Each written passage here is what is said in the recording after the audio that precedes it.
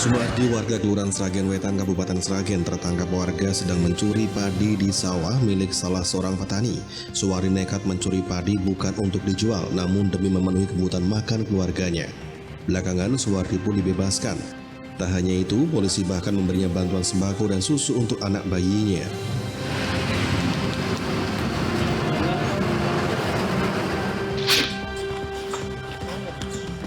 Seorang narapidana kasus pencurian kendaraan bermotor yang baru dibebaskan melalui kebijakan asimilasi akibat pandemi COVID-19 babak belur dihajar massa.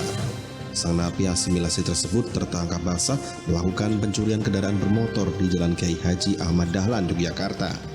Berdasarkan pengakuannya, tersangka diduga kuat juga terlibat dalam serangkaian aksi curanmor di kota Surakarta dan kota Yogyakarta.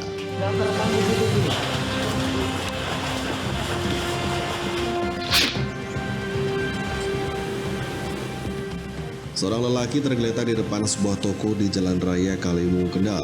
Warga dan polisi tak berani menolong lelaki tersebut hingga menunggu petugas medis datang memeriksanya. Dari hasil pemeriksaan petugas medis, korban diduga mengkonsumsi pil koplo hingga mabuk dan tak sadarkan diri. Hasil tes darah menunjukkan negatif COVID-19 dan hanya tekanan darah rendah dan korban mengaku pusing.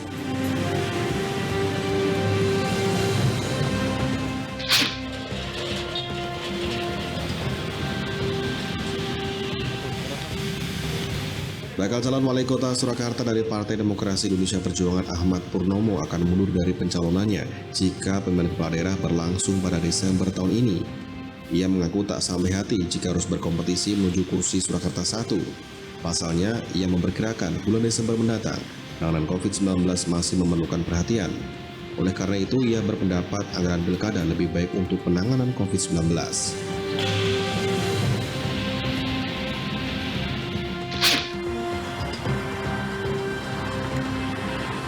Empat orang warga Grobogan dinyatakan positif COVID-19 setelah menjalani rapid test dan tes swab.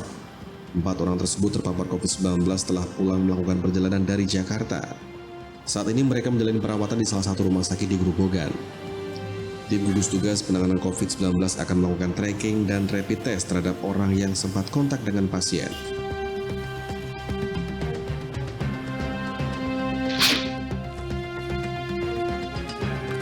Pemerintah Kabupaten Sragen menggelar rangkaian rapid test kepada rombongan Ijtima Ulama Dunia Goa, Sulawesi Selatan asal Sragen. Hasilnya, 31 orang dinyatakan terindikasi positif COVID-19. Pemkab meminta mereka melakukan karantina mandiri.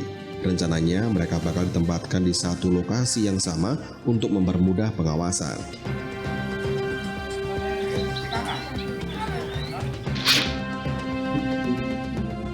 Bupati Sleman Sri Purnomo menyatakan 15 warga negara dunia yang melakukan tablik di salah satu masjid di Sleman, 9 diantaranya reaktif, sehingga harus dirawat di rumah sakit milik TNI Angkatan Udara di Bantul. Sedangkan 6 lainnya menjalani isolasi di gedung diklat milik Kementerian Dalam Negeri di Kalasan, Sleman. Warga negara India yang melakukan tablik ini seharusnya sudah pulang ke negaranya. Namun karena terkendala lockdown, mereka tidak bisa pulang ke India. Juga